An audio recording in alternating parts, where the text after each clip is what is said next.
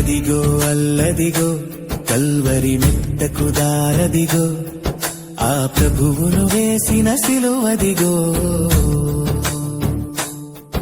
అదిగదిగో అల్లదిగో కల్వరి మెట్టకు దారదిగో ఆ ప్రభువును వేసిన సిలువదిగో గెత్సేమను ఒక తోటదిగో ఆ తోటలో ప్రార్థన స్థలమదిగో